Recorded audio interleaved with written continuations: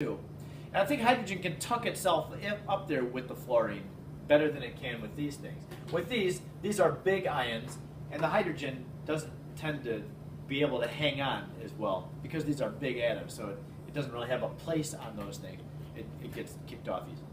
Fluorine is a little bit more toward the size of hydrogen. Yeah?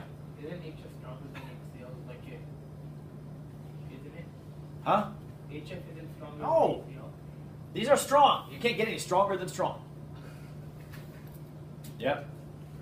These have like an infinite dissociation. Every single one of these will break apart. That's what makes these strong acids is when they dissolve in water, the ions break apart. Every one of these molecules gives off a hydrogen ion, and there's no molecule that's still intact after they dissolve. Every one of them breaks apart. With HF, a lot of the molecules stay together with H hanging onto the F. That makes it not a strong acid. That makes it weak. Strong bases, same thing. When these dissolve, you get complete dissociation. You would anyway because they're just normal ionic compounds.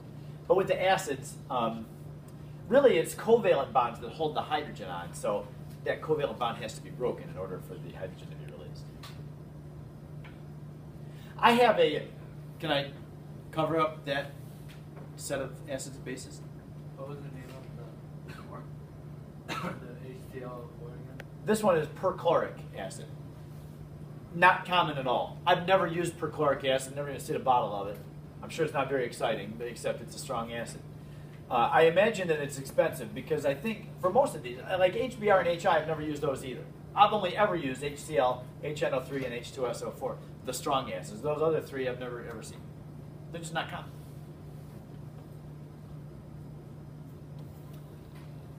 I have this that I found. I really, really like this one. This represents, this beaker is going to have a strong acid being put into it. This beaker is going to have a weak acid being put into this. In the strong acid, both of the acids are going to look the same initially. They're going to be a big red dot, that represents the negative ion, and then the white dot represents the hydrogen ion. Hydrogen's real small, as you would imagine. These are going to go into the water, and as soon as they hit the water and dissolve, what do you notice? Every one of these molecules releases their hydrogen ion. There's not a single particle in here that looks like one of these, are there? Every one of these is going to what we call dissociate, which means release its hydrogen ion. Over here, you're putting the same molecules of acid, and it's a different molecule. It's a different acid. And as they go into the water, some of them give off their hydrogen. That's what makes it an acid. But not all. Like, look, you have that, over there, there. A lot of these, in fact, most of them are not giving off their hydrogen. They're hanging on to the hydrogen. That makes that weak because it gives off a little bit of hydrogen. And most of the molecules hang on to theirs. Where this is strong. In the strong, they break apart and they can't rejoin. Taylor can probably describe it better than me. So if you check this out, that's a strong acid. They break apart, they can't get back together. She's a genius because she knows how strong acids behave. They're going to break apart, and while they're in water, as long as there's water in there, they can't rejoin. So there's not one molecule like this over in here. All right. So sorry about that. I'm sure that you're all Taylor Swift fans, and you can have that song in your head for the rest of the day. That's the story of strong acids. They're never, ever, ever getting back together. Yes, ma'am? So for the strong bases on the bottom, you have like the group 1 and sugar group 2 hydroxides. Yeah, these are group 1, all the alkali metal hydroxides, and then these are group 2. And like how beryllium and magnesium hydroxide, they exist, but they hardly dissolve at all. what And because makes it a bigger hydroxide though? when I say bigger, bigger group 2 hydroxides, I mean this is group 2. Yeah. The bigger group 2 elements are calcium, strontium, and barium. Those are bigger than magnesium and beryllium. Okay. So the calcium, strontium, and barium hydroxide, those are all strong. And even these are not terribly strong because they're not very soluble. You would not use calcium hydroxide as a strong base, like in a titration lab, because hardly any of it dissolves. And then the row 7 or column? Radium, all right. Yeah. Does row 7 ever like come into play with like anything? Ever? No, these are very radioactive. Okay. For chemistry processes, we don't ever use them for anything because they break down to different elements. They don't really do us any good. You'll never hear me talk about those. Not that I'm afraid of them, but I kind of am. I wouldn't want to hold those in my hand. They're very, very radioactive and dangerous. Yes, yeah, Chinese. Is there usually for acid? Is there usually no like in between like acid that very little stay together instead of dissociation? There's a big continuum. Strong acids have an infinite dissociation. Every single one of them break apart. The weak acids, some weak acids are pretty strong, but they're not strong. But then there's other So weak acids. So the weak is very. Yes, there's a big range of weak acids. Yeah, we do equilibrium. We'll talk about the more dissociation, the the stronger an acid is. But that doesn't make it a strong acid. Okay. Yes, it's yours. For water, when you combine H and OH, it forms a covalent bond because H needs an electron. Yeah. So is HCl a covalent bond or ion? It's a covalent bond. Two nonmetals. Okay. So, and I don't want to spend a whole lot of time on this because there's a couple of example problems that I'd like to spend more time with than what we're doing here. But when you recognize this, what do you know about HNO3? It's an acid, and it's a strong acid. Yes. What about KOH? Strong base. Anytime you have a strong acid and a strong base, you know that there's 100% dissociation of both of them. So HNO3, if we're looking to give the net ionic equation in water, this is how the HNO3 exists. Not as HNO3, but as hydrogen ions and nitrate ions. And then the KOH, same thing. That exists like that. At the product side, the potassium and the nitrate are still dissolved, aren't they? So what would you say about the potassium ions and the nitrate ions in this reaction? They're spectator ions. They're there. I'm not saying the potassium and the nitrate aren't there. They're there. But they don't do anything. They don't change. They're just floating around in there at the beginning. And as the hydrogen and hydroxide join together to make water, the potassium and nitrate are just still hanging around and not doing anything. So the net ionic equation for this reaction is just like when we did the reading quiz. That we leave the potassium ions out, we leave the nitrate ions out, and any time you have a strong acid, strong base reaction, that is your net ionic. That's a good thing to know. Anytime you have a strong acid, strong base, even if it's a base that has two hydroxides, like calcium hydroxide, this is still going to be your net ionic equation.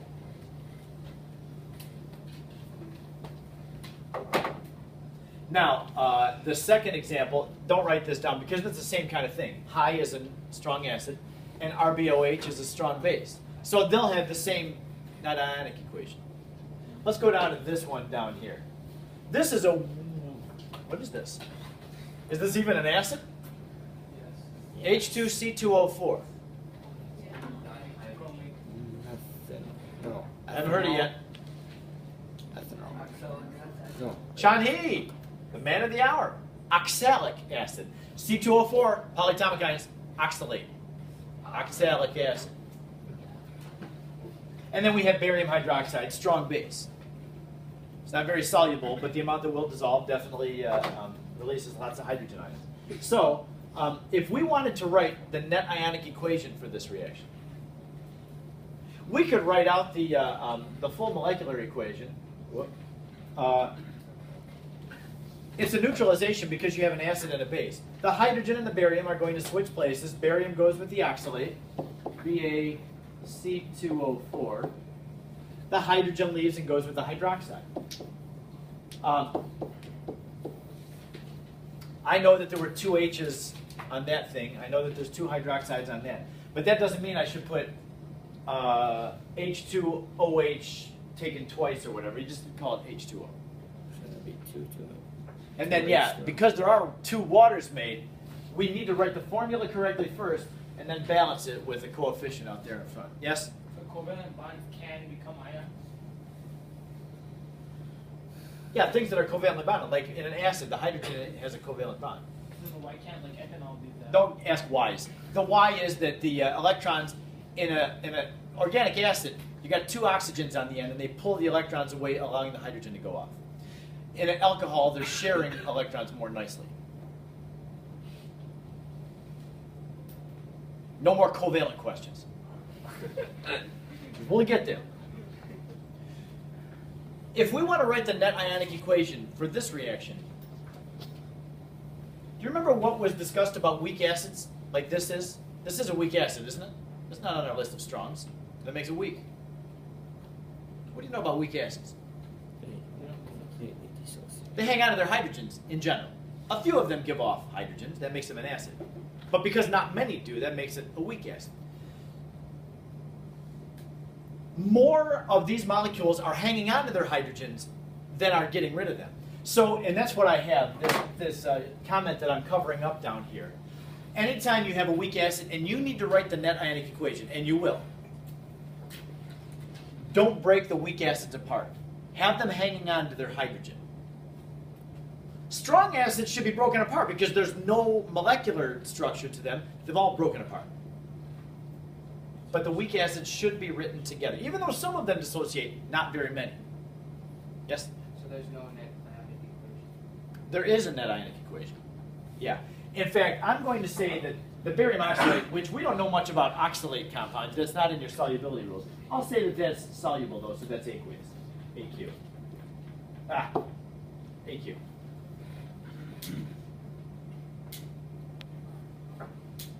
So if I need to break this thing up and write the ionic equation, this one I'm not changing. H2C2O4. That's intact. It's a weak acid. This one, though, is a strong base. So that's broken apart. Barium ions, hydroxide ions. I'm not even worried about the fact that there's two hydroxides. I'll balance the hydroxides at the end. I just know that the barium has split apart from the hydroxide.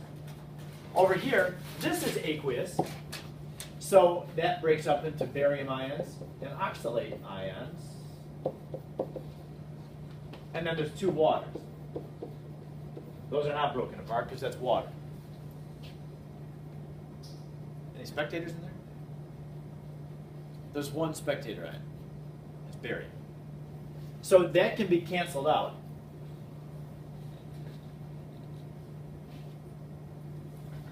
So our net ionic equation is going to look like this with no barium in it. Because it started dissolved and it ends dissolved. And that would be our ionic equation. Am I missing anything? James? It would be a 2 for the OH. Yeah, because we're pulling two hydrogens off, you need two hydroxides to do that. And that would balance the equation. Yes? If it doesn't dissociate completely, how can we say that there are 2 moles of water in the cycle? Because as long as you have, this is a neutralization reaction, which means that all of the acid and the base are going to get neutralized. You're going to have neutral solution at the end, kind of neutral. The OH is a very, very strong entity in chemistry. And any hydrogens that are available to be taken off of something, which is, this is an acid. The hydrogens are not terribly tightly attached to the acid. The hydroxides will just yank them off. So you need two of them. One to pull each hydrogen off to make water.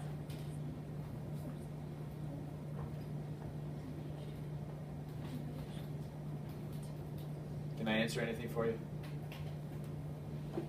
Go ahead, ask. No, that's a stupid question. Don't feel bad. So the hydroxides are in the reactant, right? Yes. And then in the product, it turns into H2O. Yeah. But there's only like one O in the H2O. Oh no, but there's two molecules of it. So you can write water like this. Instead of two H2Os, there's your hydrogen from the acid, there's your hydroxide from the base. So there was two hydrogens because it was two hydrogens to start with. and 2 hydroxides because I put a 2 in front of it.